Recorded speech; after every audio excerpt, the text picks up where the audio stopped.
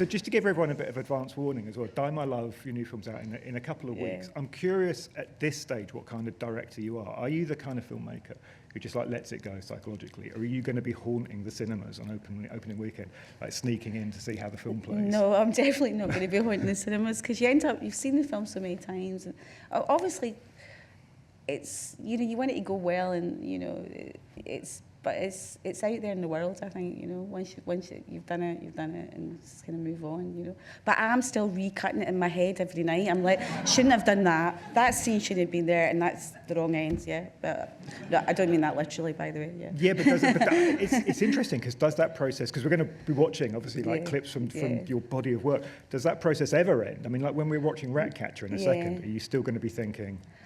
I think I got over Ratcatcher by this point. It took a while, yeah.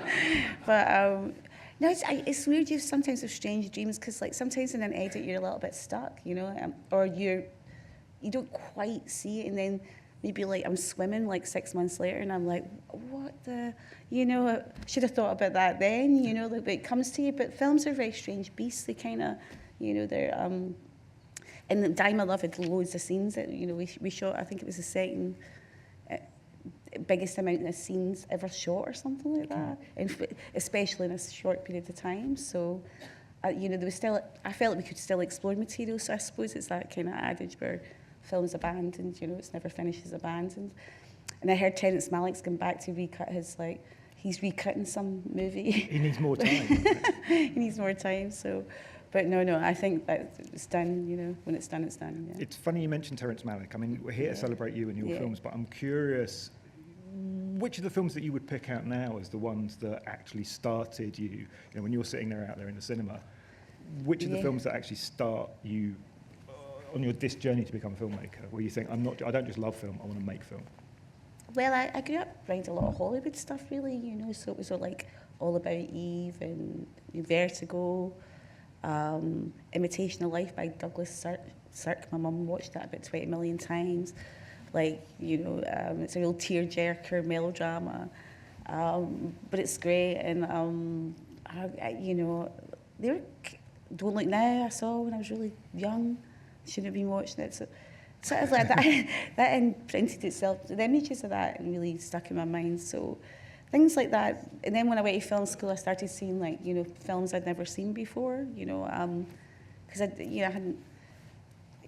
hadn't seen like Bergman's work. I hadn't seen Tarkovsky's work. And, you know, I'd seen Kubrick. I love, I mean, like, you know, like, but I hadn't been really exposed to cinema and that, you know. And when I seen these films like, you know, Persona and stuff like that, you know, and I think, you know, Full Metal Jacket as well was another film that I love, you know. I mean, that was made later, but it just was the things that really moved me. I was like, why haven't I seen these in like a normal cinema, like just like, you know, in a multiplex cinema, because they're so good, you know. But there is something beautiful about those films you just bump into when you are like a little bit too young. I think they're the ones that sort of stay. Oh, Blue Velvet, of course, like Blue Velvet. Everyone walked out of that, and I went to some flea pit cinema in Glasgow, and there was like me and another person, like my boyfriend left, you know, because no one understood it.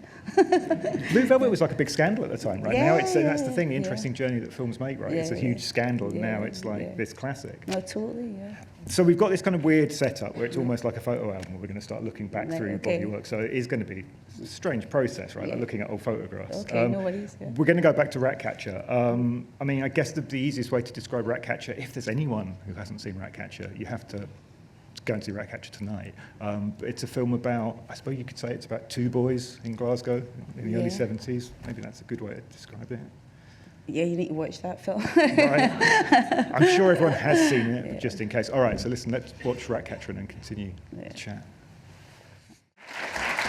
Like I say, you've got to go and see Ratcatcher if you haven't. I mean, Ratcatcher's a film about death and it's about childhood, which are quite the subjects to have holding in your head anyway, let alone when you're making your first feature. And what do you remember about that set? It's quite weird looking at it again. It's grain the size of golf balls, you know. Quite like that. But also my brother's there actually, and he passed away. I forgot about that. And like, I employed all my family members because I couldn't afford, I think, cast at the time. No, it was, the thing I remember about it most is how alive it was, you know.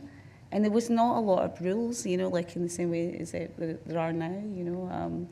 So we were probably, you know, filming with some of the kids for longer than you would get these days, you know.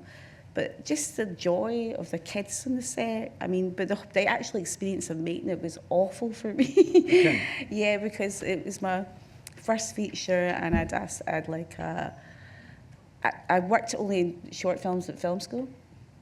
And so with the same editor, with the same DP, same production designer, and so I was like just thinking I could use my normal crew. And of course, when money's been given out, they're like, no, you need a professional. You guys are just green guy. You just get out of film school. And I was like, I really had to fight, you know. But I had a lot of fight then, and like, you know, and it just felt like, you know, that I made it happen somehow, you know. But it was, I remember the DP and I were in set, and we were like, I said, I'm never going to make a film again.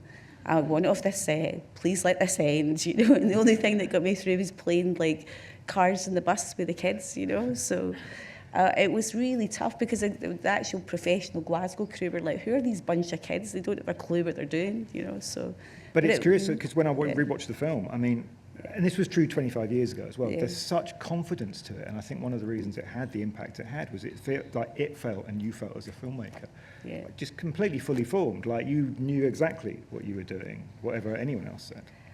Well, the naivety of youth is great, isn't it, you know?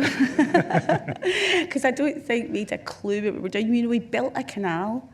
I mean, I don't think I'd do that these days and all that. And that was because the canal was polluted. We had to get a water testing, and we had to get 70s rubbish, you know, from everywhere. I mean, it was so ambitious, but there's a beauty in that. There's a real beauty in that, and you have to remember that, you know. But it's funny, the bigger, you know, it gets, like, you know, it's like, I don't think I've ever had, like, massive budgets, but you've just got to remember, use that well, use your resources well, you know, like, be ambitious. You know, it's good to be ambitious, but I don't know if I'd be ambitious enough to build a canal these days. And when we built it as well, we sort of started digging down in an area, then found, you know, toxic waste under the ground, so we could only fill it full of 4 feet full of water. And I had a scene where there was football, two factions of these football clubs having a fight, you know, and they're meant to be fighting in the water, and I tried it, and it just looked ridiculous, all these stunt guys like this, and it just was like, it was really trial by fire, you know. But it felt like you really knew what you were doing with Glasgow, because I mean, it's stating the obvious, I know, but I've never seen a better cinematic portrait of Glasgow, and Glasgow looked like what it is, which is this really cinematic city. So I wonder when you first realised that, like the tenements, the single-end flats, I mean, these are really filmic sort of spaces. It always, like, seemed really cinematic to me. It's like, I always thought it'd be great for a sci-fi, then John Glazer getting before me, and I was really pissed off, you know. Because it's got, like, you know, kind of a gothic vibe, but it's also got this kind of modern brutalist side, you know.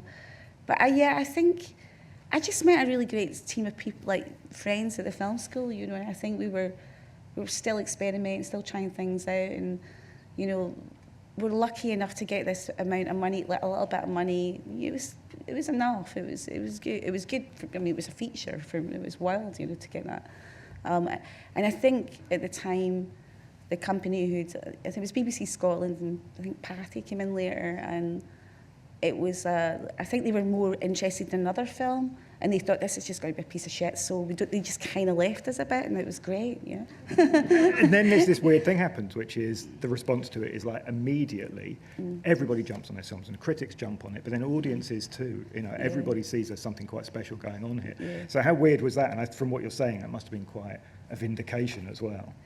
Well, I suppose at the time, like any filmmaker, when you make a film, you're like, I mean, I thought, God, this is terrible. This is the worst film I've ever made, you know, like, and to be sitting here watching it this amount of time later, you know, it's funny because, like, during the editing process, you're like, you don't know really, you know, but I think when I started seeing it with an audience, and like people started writing about it, I was like, this is really touching something. But they always said, oh, social realism, and I don't think I never saw it like that.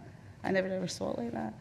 Did you just see it as, in that case, as a kind of an extension to the shorts? Because I should have contextualised a little bit and said, like, before you make Ratcatcher, you make these kind of this series of 3 shorts, and they're really acclaimed. I mean, they go to Cannes, they have a life of their own. Yeah. So did Ratcatcher feel like it wasn't this, and now I'm making my debut as a filmmaker? Yeah, it was like just another project.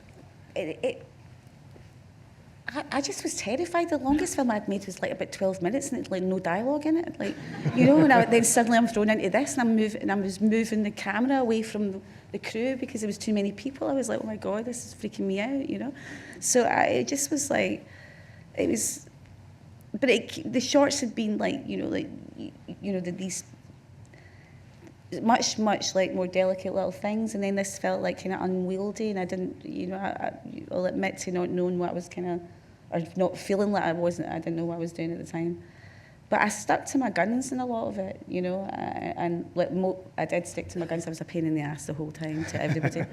But it just was, I think I doubted it more because I was like, does it really, the last film I'd done before that was Gas Man, which I really, I felt really, really worked. And then we didn't have that many days, but compared to what you get now, probably it was more, you know.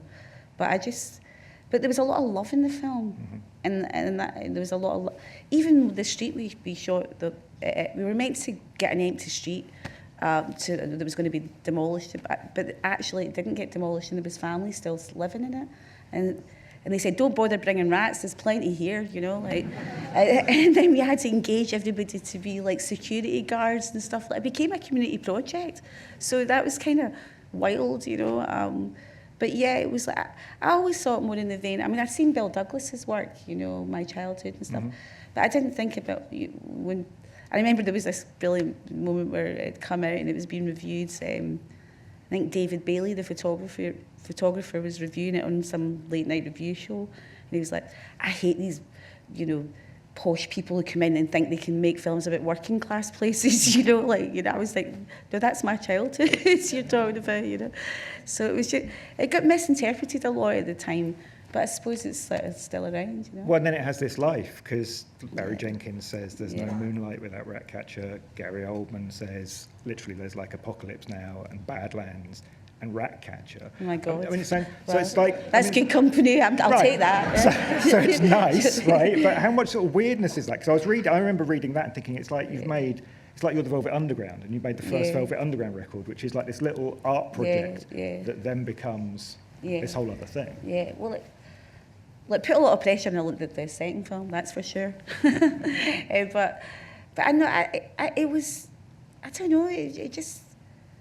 I think when a thing's made with pure integrity, you know, then that kind of, you know, and the crew's so behind it, and how, no matter how tough it was, no matter how much the DP and I like wanted to leave every day, I don't know, you could feel it, you know, kind of, you know, you could feel it, and I think it wasn't until, like, I suppose I didn't appreciate that until later, you know, because it was just.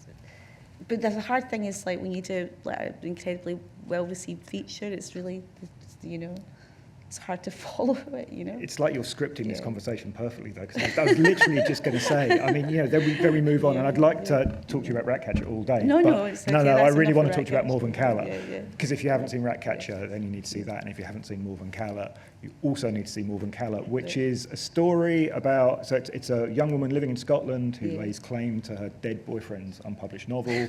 Wow, that sounds really bonkers, doesn't it? Yeah. She uses that to change her life, and she has this adventure, part of which is going to Spain, which is going to be the moment we're going to see now. Okay. So let's watch some of Morvern Callar, which is another masterpiece, and then we'll chat.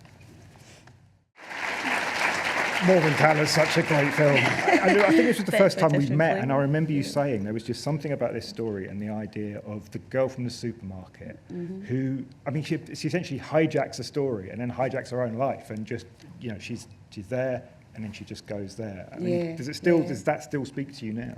Yeah, I mean, it also, there was a thing, I think, because when I look at it now, because it's still, I saw it a few years back with a really young audience, and they really responded to it, like, you know, and at the time it was quite, I think it was quite, like, I don't think the distributors knew what to do with it. They kind of dumped it, and I was, you know, really upset, you know, and they kept saying, where's the why don't the girls have sex together or something like that? I was like, oh my God, you know. And it's like to spice it up.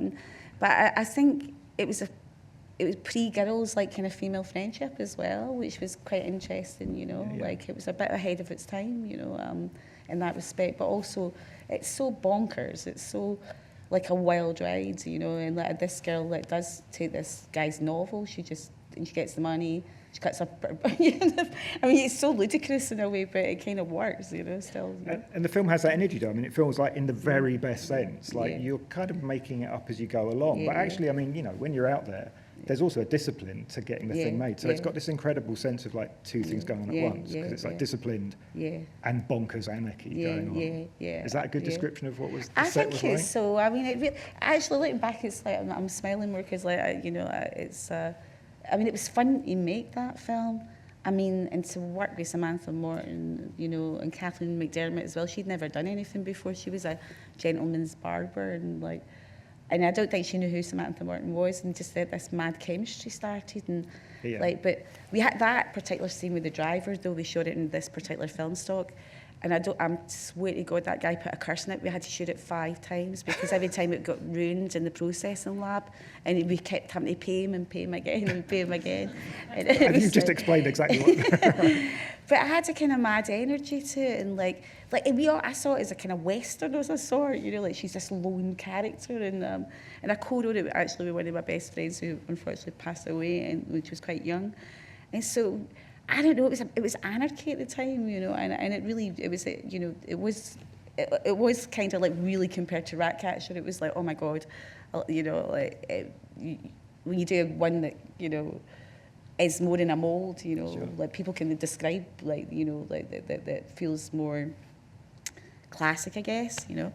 And then to do this, it's like, I remember someone wrote a review, it was like, what is she doing? This looks like a home video or something like that. I've like been, you know, like, you know, so it was a sophomore film that, I don't know, was so different from the first, you know. I mean, you mentioned chemistry just now. I mean, it feels like you and Sam had this creative chemistry right from the start. I mean, has that been like a model for you then, sort of in the films that you've done since, to try and kind of capture that kind of energy, that special connection? Yeah, I think even since Ratcatcher, because even with the kids that were non-professional actors, it was just always about, I mean, with Sam, I approached her, it's totally the same way. And sometimes, like, she'd be, like, really chippy with me, and I'm like, I just wouldn't put up with anything, you know. And she liked it, though. She was like, I think I was just like a human being to her, you know. And we're still friends. I saw her last night, you know. She looks great, you know. It's like, but it's funny. Her daughter loves the film, you know, like, and that means a lot to me, you know. So it's lasted the test of time in a way. But yeah, I've always really loved working with actors who are willing to go there with a performance, you know. And she certainly was. I mean, this was wild, you know. Like, and I don't know, it was just I think about it with quite fond memories, but it was pretty different. I remember it being really slagged off at the time, you know. It's strange though, because I think, I mean, I totally do understand this, but it's like, my memory is that lots of people like the film actually even then, but I guess it's part of the process is that one or two people say something and it's impossible not to hear. I suppose that's a director's thing when you always look at the bad reviews, you never look at the good reviews, you know, so. Don't listen to critics. That's the answer to that. I mean, I wanted to. I don't read them anymore, but then when I do, I get obsessed, and then I'm like, oh, fuck, don't go there. You know, I mean, it's a really bad trip. Yeah. Don't do it. Yeah.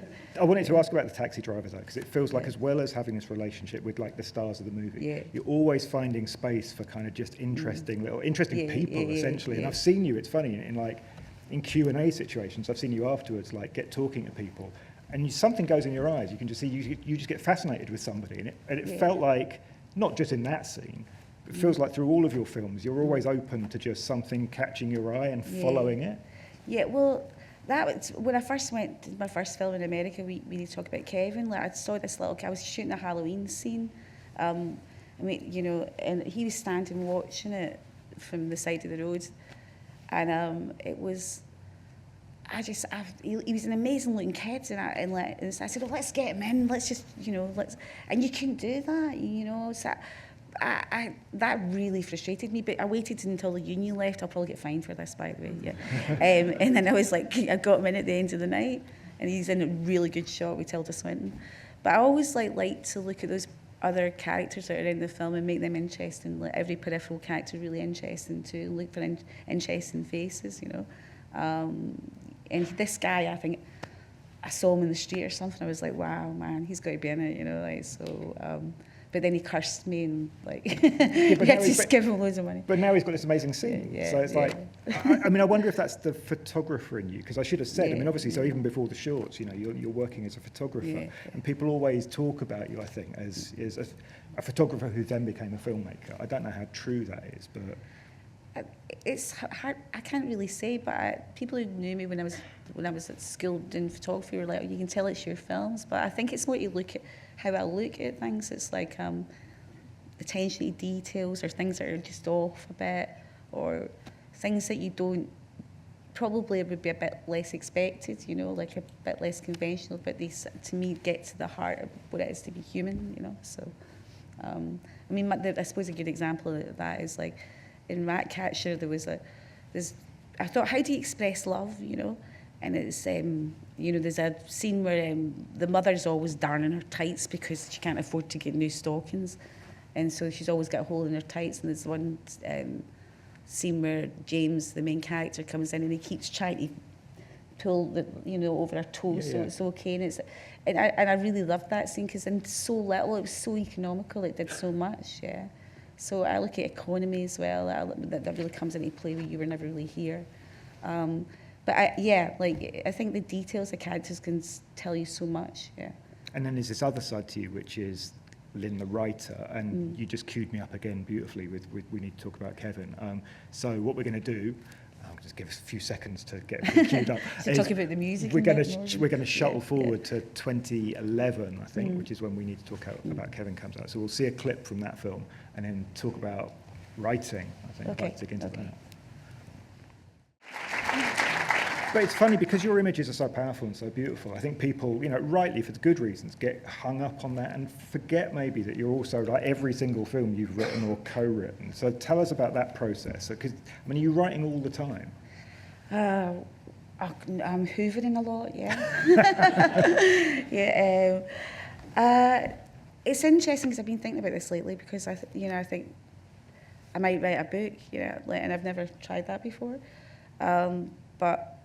and that's because somehow this process of writing films can be so drawn out, but I think with this film in particular is where I really learned to write, and that was because it kind of felt I was out. I think it was. I don't remember the company, but they'd done Twilight, and they were like, someone called me up, and my dad had just died, and I was like, how did you get my script? They're like, we love your script. We'll give you whatever $1 million. But you can have any actor, and it sounded too good to be true, And I was like, well, it turned out it was, you know what I mean? But it was just a sort of really weird scenario where someone had sort of offered to give us the money to make this movie. And then I went out in New York. I was casting it. I met Ezra Miller. Tilda came. The whole thing was happening, and then there was the financial crash. I don't remember the year, but and it all fell apart. And I was so devastated because I spent so much time, because it's quite a literary novel. We need to talk about Kevin, and to make it into images and to be precise. So I ended up going to this island in Italy called Stromboli, it was maybe 2 weeks, and ended up spending about a month and a half. And I thought, you know what, I'm making this film, by hook or by crook, I'm going to do it. And I had to do it in a way that I had to basically chop it up into every single bit like an edit, You heard this, I put the sound of the sprinklers in it, which is a big sound in it it's a motif sound that comes back, which is just an everyday sound, but actually becomes really ominous.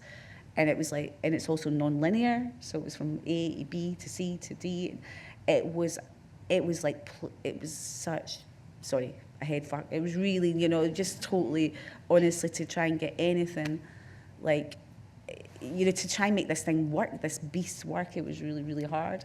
But I think I learned the most about writing, the most about editing, Does it give you a sense of, I don't know, almost sort of spiritual independence from the film industry as well? Because the thing is, a lot of things have to fall into place, and a lot of very terrible people have to get on your side to get a film made. But as a writer, you can, sit in Stromboli with your laptop and away you go. I think it's funny. It's like it's super hard to write well, to be honest. It's like, and it's quite actually nice even looking back at films and you go, you know, but one thing that I did, which was bonkers right from the beginning, was like, I've always written images and then I'd try and make it shorter and shorter and shorter. And like, and I don't mean like the camera work, I mean like, you know, to try and describe something as precisely as possible in the least amount of words, because it's not a novel. And then I think lately I don't know, I want to go back to that. I don't know, I'm just looking at, you know, it's a process basically, you know, it's a real, you have to, it can drive you to absolutely nuts, you know. That's why co-writing's nice sometimes, you know, because you have someone to bounce ideas off of, you know. And when you're working with a novel, and like actually, I mean, you usually do work with a novel, how much of a sort of moral obligation do you feel to that? Or is it just literally rip the thing in half and you take the title and you take the premise and the rest is yours? Yeah. No, I think, I mean, it's been a strange for me because maybe there's an idea at the coda thing that I'll take, you know, and then I'll run with that.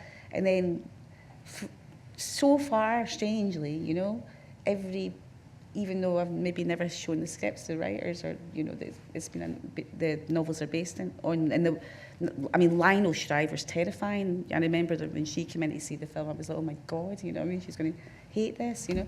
But people, they've liked them, even though they're quite different, you know. So I take an idea and run with it, you know. So it feels like maybe more like an original, I guess. But it's not, it's still a companion piece, you know, yeah. I mean, it's also this point in your body of work where you start making American stories. And I wonder to what extent that was like a calculated decision, because America is where it's where the budgets are for a start, or has this just been an accidental doing it? Right. Okay. Yeah. No, actually, I think Kevin was shot in Connecticut and New York. I'd never been involved in that. It's quite a different way of filmmaking over there, and it was. I didn't know if I liked it at first because there's a lot of rules, you know.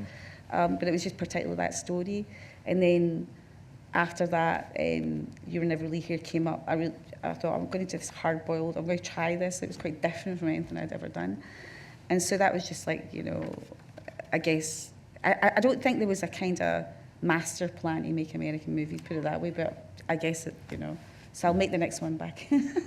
I do it somewhere else, I think, you know, especially right now, yeah. So funnily enough, we are going to talk about You Were Never Really Here, which again, so we'll play the clip in a second. Yeah. Again, it was an interesting moment because I remember there was like a little whisper around saying, Lynne's making a thriller, Lynne's making like a noir thriller. Yeah. Had that been how you approached it, that this was like a genre film, or were you... Yeah, a genre film sort of turned on its head a little bit, right. You know, especially if Joaquin Phoenix is in it, like, when you never know what he's going to do next, you know. So, I guess, yeah. Yeah, because it's another story, I guess, about American sickness. Violence. That's probably, violence. Okay. Yeah. Which I think this scene's going to illustrate quite nicely, okay. Hopefully. Made in USA, that feels quite kind of deliberate there. Johnny Greenwood's great score, yeah. So, I mean, the film is about, it's a hitman, and it's I guess you would say, it's a shadowy, wealthy figure with this kind of industrialized machine of exploitation of girls and young women. It's strange, because in 2017, none of us talked about Epstein, and now it feels a little bit, it must have been quite weird for you in the last few years, thinking... Yeah, it did occur, but I suppose at the heart of it, I mean, I think, you know, at the heart of it, it was also this elderly, you know, the guy, you know, hitman, you know, like, gun for hire, like, living with his mum, you know, in a flat in Queens, you know, do you know what I mean? That was what I was interested in as well, you know, what you know, all his fracture, all how damaged he was, you know. You know, and it was so much fun to work with Joaquin in this, like, because we kept walking through it and saying, this is ludicrous, you know, but we kind of, I knew, I don't know, I kind of felt there was this sort of heart of darkness in the city as well, you know, that maybe was prophetic in some way, you know. I mean, from what I know of the shoot, there were a couple of really critical decisions with the story that you kind of made with your back against the wall, kind of literally like while you're about to shoot them. I mean, does that bring the best out in you, that sense of now or never? It can do. I mean, it doesn't feel like it at the time. You're like, oh my God, you know what I mean? I'm never going to like that. And we shot this in 27 days or something like that. So, but often in those situations where I think there was a scene that failed, and there was the actors, it just didn't work, and I had to rejig the story, and for some reason the DP and I remember we were sitting at the weekend in Brooklyn somewhere, and I was like, I got it, you know, and I had to go to the producers and say, I'm totally changing the story, you know, but it worked, you know. Yeah, because I think if I'm right, without spoiling the movie for people who haven't seen it, I mean, that's what you're talking about is it's kind of the ending of the film, right? Yeah, I mean, that's like the whole thing goes, yeah. And then you go into post-production, and the thing we haven't talked about is music and sound, which music is clearly this really, really big part of your filmmaking process. But sound more generally, like when we hear both things going on there. So tell us about like putting the music and the sound design together there. Well, this is probably the first time I fully worked with a composer, you know, and that was Johnny Greenwood from Radiohead. And it just was such a pleasure working with him, and he's a really modest guy, and he would just send you this. It wasn't like he said, score to picture. He just send these files, and they were like, it's like getting a Christmas present. It was like, what's Johnny sent today? You know what I mean? And, you know, this is wild, you know. So Joe Beanie, the editor, and I were like, you know, just blown away by the music, and there was so much good stuff, you know, and it really sort of propels the film, you know. It is a noirish B movie, but it's also the portrait of this really shattered man, and it also is a bit, it's like he doesn't save the girl kind of saves him, you know. So that's what all the things that were really interesting about it, and I think. But it was a brutal edit, this one, because it was a French financier who was he's actually got on really well with him now, but he kept saying, this is shit, you know. Joaquin is okay, you know. And I was like, oh my God, and Joe Beanie, the editor, and I were like, and then he wanted to see a cut every like week, because I made a mistake in that film though, because he said, show me I'm used to seeing the rough cuts, and you don't need to do that. You can wait until you get a director's cut, but, you know, he sort of persuaded me into it, and then it was, this is shit for the rest of for the rest of the edit, which was actually soul destroying, but in a way I ended up cutting it to the bone. I was like, and it maybe gave me something, I don't know, you know, like it was so economical, everything, you know, it's like 85 minutes or something. So when did he change his mind then? Was that like when all the reviews came in and, you know, I think suddenly everyone thinks it's great? He said it will never get into Cannes, it will never get into Cannes, and I was like, well, it's not going to be ready for Cannes, we don't have enough time anyway, we're going to Venice, we need to go to Venice. But he was obsessed with Cannes, and I was like, Jesus Christ, man, like, so it was like, okay, and then anyway, we still had like underwater stuff to shoot, and there was scenes missing and storyboards in it and stuff like that. And I get this call one day, and he goes, like, I want to meet you, like, in, you know, like, in a restaurant in Soho. I'm coming in the Eurostar, and I'm like, oh my God, no, this is bad. You know what I mean? No, I've got something to tell you. You know, I'm not going to do the French accent because it'll sound really bad, you know, coming from a Glaswegian. But it was like I was like literally thinking, no, he's hated the film the whole way through. He's going to pull the plug, and we've still got 4 scenes to shoot because there was no tank in New York. And he comes over like in this fancy restaurant, and he goes, the film is in Cannes, you know, like, and I'm like, what do you mean the film's in Cannes? You know, it's got storyboards in it. And he goes, will you go with that? I went, no, it's got storyboards in it. There's no way I'm going to Cannes. And he goes, oh, it's okay, like, you know. And he goes, and I goes, what about the underwater stuff? And he says, well, I've got a boat he owned a nightclub boat in the Seine, and he said, you don't see anything underwater anyhow. You don't need Joaquin Phoenix underwater. You know, it's like, you don't see. I was like, no, we need Joaquin Phoenix. You know, it's one of the biggest scenes in the film, and it just was like, honestly, I couldn't believe it. So I had like a week to shoot the 4 scenes or something, you know, like, and get it ready hot off the press for Cannes. And after all this, it will never get into Cannes, you know. And then he came along to the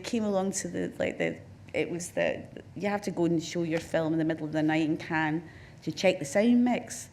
And then the projectionist said, this is beyond the limits.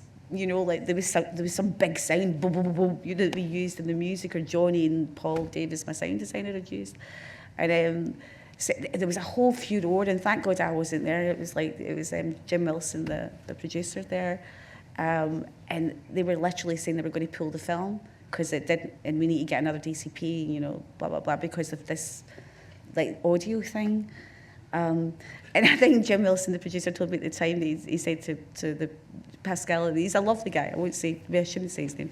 At the time, he said it's far too late for that now. He said, Jim said to him, but it was Lynn's intention. You know, he goes, it was Lynn's intention, and he goes, it is a bad intention. Like, and I went, oh my God. So I don't know this. Thank God I had a heart attack. You know, like. But literally they found out it was fine because we knew it was in range and stuff like that. And then it went along the next day, like, you know, it went, well, anyway, it went on to win a couple of prizes at Cannes. But after that, he said, turn it up, turn the volume up, after making this big deal about the sound. So it was like the nuttiest film I'd ever been on, you know. So now I turn it up really loud every time I play it, yeah. You do know, like, not every director would have held their nerve in that situation. I mean, there are filmmakers who would have panicked. No, I'm meeting them next week. We're maybe going to...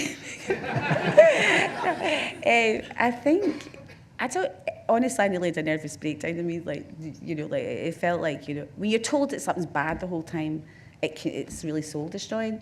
But in a sort of perverse, sadistic way, I kind of was like, I'm going to make this film really great, you know. We're going to let you know there was this, I think he did it on purpose, basically. He just wanted me to cut it down a few minutes, that's what it was, you know.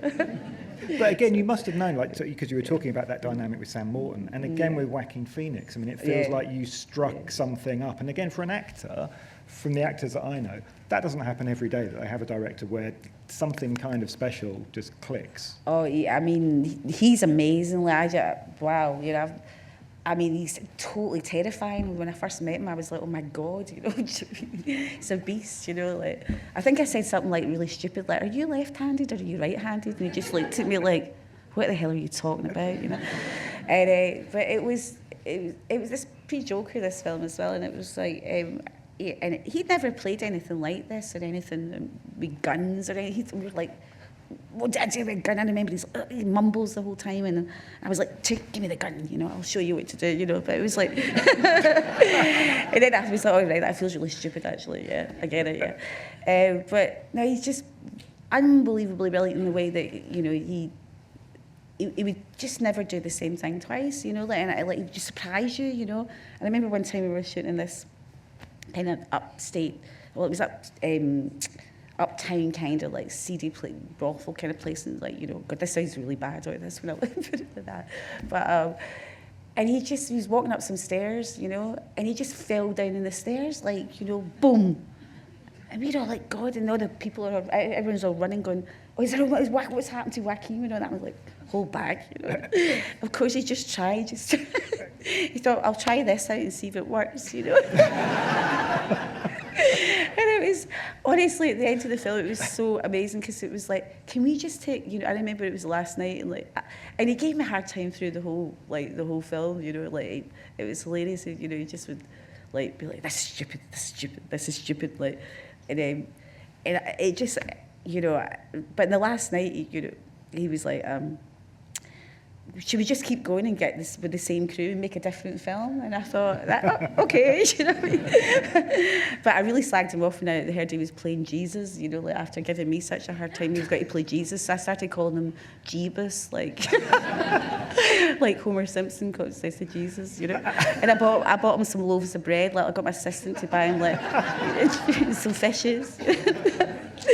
But honestly, I've never worked with such an exciting actor in all my life. It was just absolutely, you know, he's phenomenal, and he's also, he's not, he wants to just get on with it, you know, do it. He's not into all the paraphernalia or the bullshit around, you know. Like, yeah, I was just going to ask you about the bullshit, because there's, I mean, you both with Joaquin, and obviously now you're working with, like, you know, big movie stars. Now I feel bad for telling you that story, because he'll kill me. It's a great story, though, right? Yeah. Celebrate the story. I mean, how much baggage is there? Because the cliche is that someone of like Joaquin's kind of status is going to come with an army of management and handlers, but it sounds like he was off the leash, right? He's, you know, I've been lucky enough, like Tilda, I mean, as well. She's like, I remember when I was shooting, you were, really talking about Kevin, and, you know, she started changing a light bulb, you know, or something, because she's quite tall. Like, and the gaffer's like, you know, the rules are, you know, the actors are not meant to touch the lights, you know. You know, like, but I've maybe worked with those kind of actors who've been a bit more, like, out of the, probably out of the, like, a bit left field, I guess. Yeah, and is that, I guess in the sort of preliminary conversations, is that part of the deal that you convey to them, that part of this will be they have to kind of give themselves over to you a little bit? I guess so, but also it depends on who you choose. I mean, I think I sent Joaquin the script. I was living in Santorini at the time, and yeah, you know, somehow got it through Jim, I think, Wilson, and he said he only agreed to it because he didn't understand a word I was saying, you know. So I was lucky there, but it's to do with trust and conversations. I mean, like, in prep it was horrible. I was like, oh my God, this guy hates me. You know what I mean? Like, you know, Jesus is like, he's so, you know, you're finding each other. You're sort of like, you're kind of prowling around each other, like finding out, you know. Like, Sam's a bit like that as well. But then the minute, like, you get, I think. It was the second day we were shooting in New York. We were shooting this really seedy sauna, which there was gunk in the water as well. It had this pool, this ice cold pool, and there was stuff in the water. I just don't know what it was, but it wasn't. What sort of gunk? Yeah, well, kind of, you know, like, I don't know what was in there, but it wasn't pleasant, you know. And I made him get in it, and he was all like, you know, because the water was so cold, and I was like, oh yeah, right, come on, I'm from Glasgow, this is nothing, you know what I mean? Like, give me a break, you know what I mean? Like, so making a deal of it and all that, and so I kind of had this. It was boiling hot in New York as well, and I just get in myself. I walked in because I'd, like, you know, like flip-flops or something on, and it was absolutely bloody Baltic, you know, ice cold, and I felt really bad, and he thought it was funny, and that was it, you know. And he was like, she's going to go, and she'll go with me. She'll come, you know. She'll make sure I'm all right, you know. And I think it was a trust. It's always trust. It's always like, you know, like, test and trust. Yeah, you know. If there's film students in the audience, this is like a complete masterclass. Like the gunk and the flip flop. This is the real nitty gritty. So we started talking about movie stars, which again is a good segue for Die My Love, which we're going to see a clip of in a second. I mean, I'm trying to think what the best way to frame Die My Love is. And the scene we're about to see captures the film, I think. It's a film about a marriage, right? It's a film about domestic bliss. Okay. Yeah, let's go with that.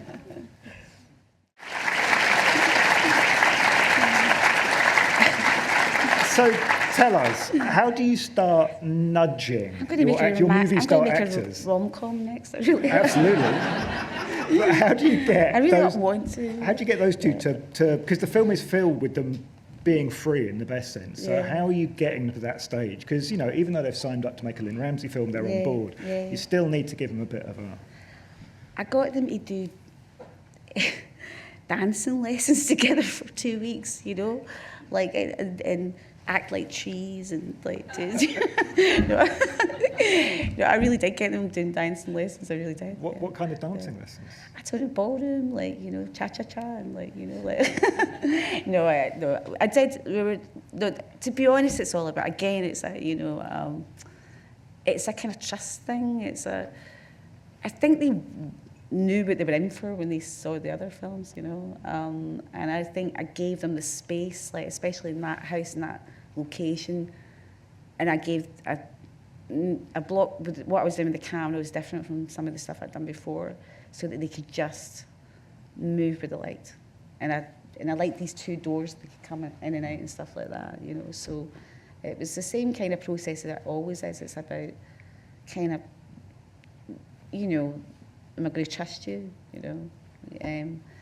But Jennifer Lawrence was just saying I put her in the most bonkers situation. I think, you know, I did the intimate scenes in the first day, and I think it's an icebreaker, right? That's an icebreaker, yeah. So it was like, you know, I made her, you know, prowl like a cat through the grass, you know, act like a cat, you know, like an animal in a way, you know. I mean, you know, like it was a wild kind of ride, you know. But you say they knew what they were in for. I mean, did you know what you were in for? Is there still a moment even now where it's like you go in on day one and it's like, okay, you throw a lot of cards in the air?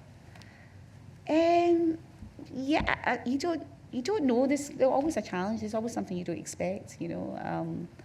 But I think, I don't know, like, and it's always good to still always, you know, think outside the box a bit, because there was one, you know, like, even in a sort of slightly bigger movie, you know, there was one scenario where we were shooting, it was a scene that was meant to be, he asked to marry her when she's at her most crazy. You're like, why is he doing that, you know? But and it was just a kind of like sort of more or less straightforward sort of domestic, they're flipping a burger kind of scene, and it was like, so basically the light was dropping and we were shooting in this film stock, reversal film stock that's about 100 ASA, which means it's really not sensitive, and there's just no way we're going to make this scene. There's no way.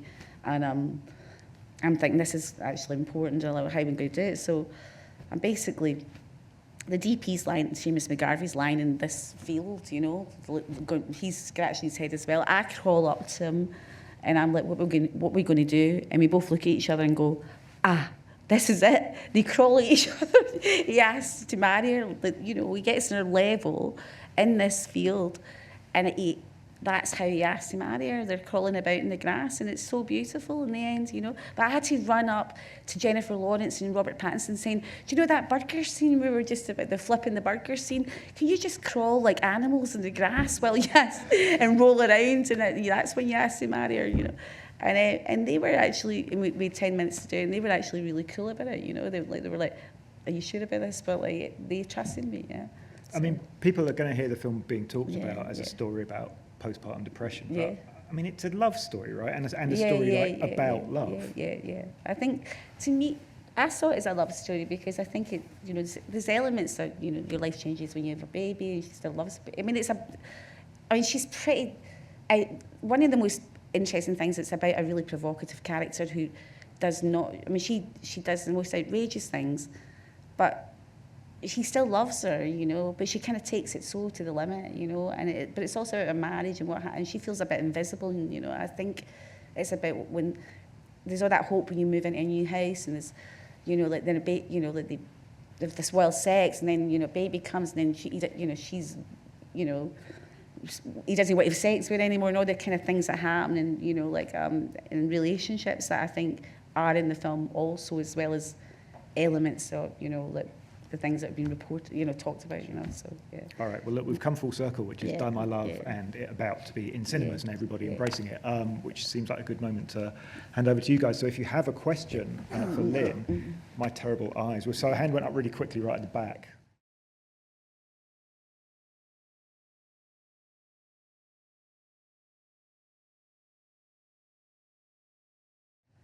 I actually wrote something, and it's a treatment at the moment, but I think I would do that, definitely, But we can't draw any more out of you. Sorry, I'm not going to give you, it's a sequel to Ratcatcher, and it's called Rocking Horse, You know that's going to be all over the internet. No,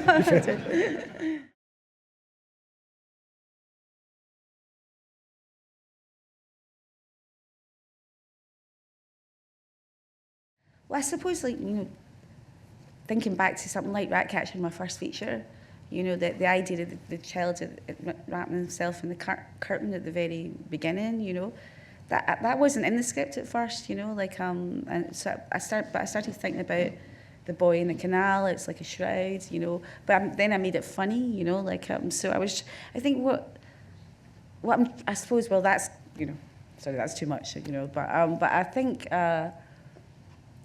it's to feel close to your characters. You don't need to write, you know, like, you know, close up, you know, like blah blah blah. But it's like if you write, you know, if you feel something when you write, like, you know, the hand does the, you know, you know, the eye makes, you know, whatever that is. It's like, but I think that you should try and lie back in your bed or lucid dream and just think of the image that comes to mind in your head and what you're seeing.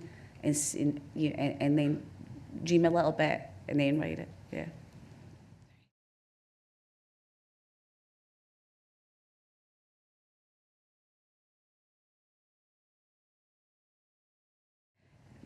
I think I'll talk about the jelly bean a bit, because That I remember that well. Yeah.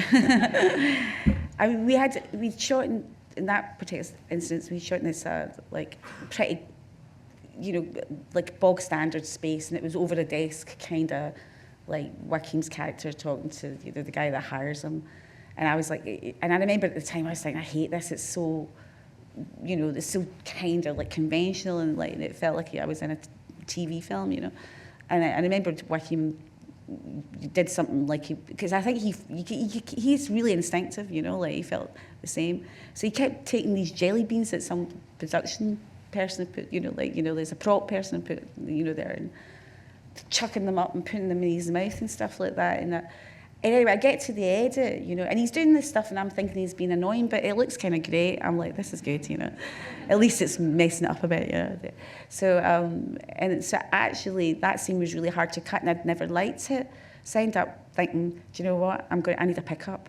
What do I need? And I just thought, these bloody jelly beans. I remember the jelly beans, you know. And he always said my favourite were the green ones, you know. So I just thought, what's a great way of showing rage?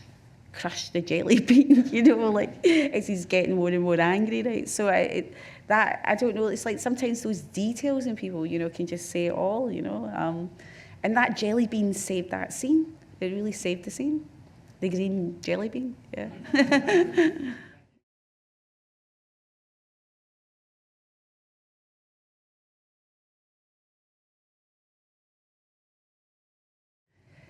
Yeah, it's a really good question.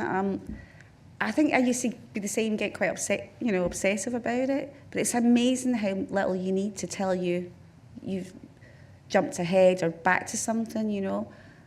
You can use sound as well to do that. If sound's from a different space at a different time, right away, even if it's subconscious, you kind of get it, you know. And it's amazing how much you can get away with in film, you know, zigzagging time. But I probably learned the most, and we need to talk about Kevin, because that was the least linear film I've ever done. I think just be bold and brave, and also think about time in terms of sound or an image or a colour, you know, and that'll often, even though you think you would never get it, that's a signifier, tells you all. And it's amazing that I've worked with some great editors, how much you can.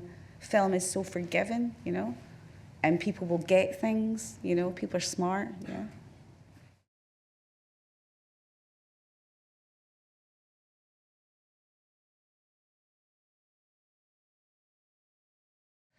I've worked with really great people and sound designers, and like I like to listen to music a lot, and it's nice to listen to music when you're writing. Yeah, I got totally obsessed with the Fontaines DC. I played the same track on and on again and again and again and again and again, like and people were getting really pissed off with me, you know. So, but I think it's just feeling and trying things, and you know, like, and finding a link in, you know, somehow, you know. In Morvern Callar, which is getting, I really love the soundtrack to Morvern Callar, but that's based on the mixtape, you know, that she's had, and it's a part of the story as well, because it's a present from her boyfriend. But it was quite a eclectic kind of tape, but it was things like Boards of Canada and Aphex Twin and things like that, and then right at the end we threw in This is dedicated to the one I love, and it just kind of puts everything off kilter. So I don't know why, but I don't know, I feel. And I remember when I made my shorts, I was really dogmatic. It was like I would never use music unless it was in the scene. And then the more and more I sort of worked into features, and especially after I'd worked with Johnny Greenwood, which totally, his work really enhanced my film. I changed my mind, you know, because I feel that music can tell you so much about character, you know. But I don't know why I pick the tracks I do particularly. It's just like I listen to a lot of stuff and, you know, work with some great people, basically. Yeah.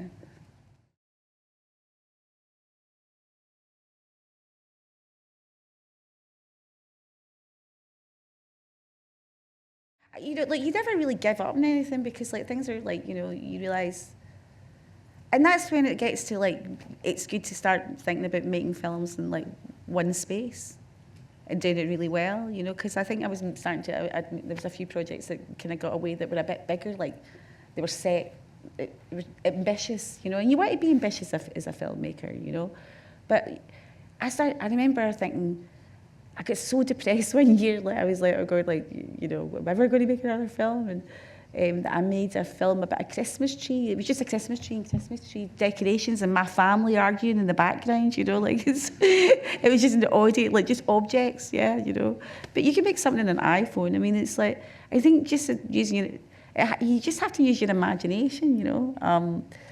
But it is, you do, you know, I want to make those films, you know, and it is like hard, you know, but you have to sometimes you just need to jump to something else, go write something else, swim for a long time, take long walks, you know, like become a flower arranger, you know.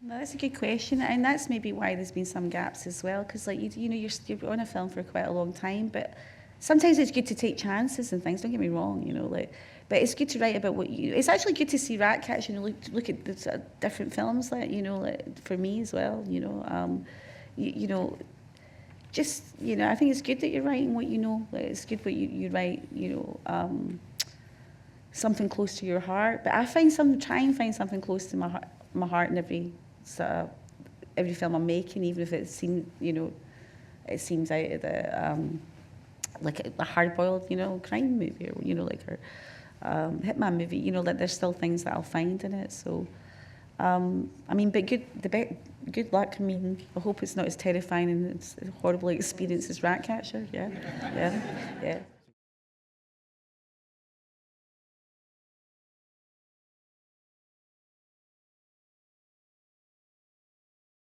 Well, that was another, talking about, like, you know, the time between films and stuff. I started writing songs, you know, because I was thinking, God, they're a lot easier to write quickly than a film script is, you know. You can write a story in them, it's great, you know.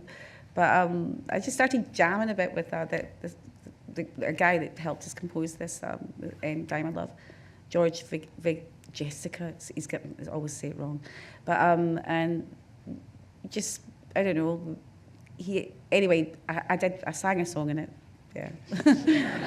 But it isn't me, it's my twin sister, yeah. See, the problem about an audience, people who love your films, they've watched the credits. That's like...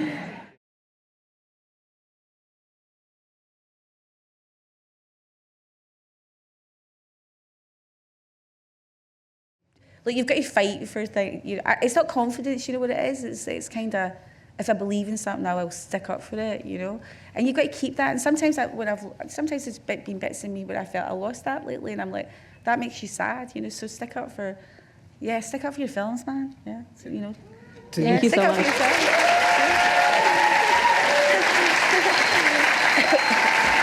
So you can give me a yes or no to this, because the last question. So there's an old interview I read, I don't know, I think it's of Morvern Callar time, and you were quoted as saying, I'm a dreamer, but I'm tough as old boots. Is that still true? No, like, yeah, my skin's getting as tough as so. Do you know what? I'm a dreamer, yeah, like, and it's good to be tough, you know. You have to be tough to be a dreamer, yeah. So I'll take the boots out and I'll keep the dreamer. All right, cherish this woman. Yeah. Lynne Ramsay.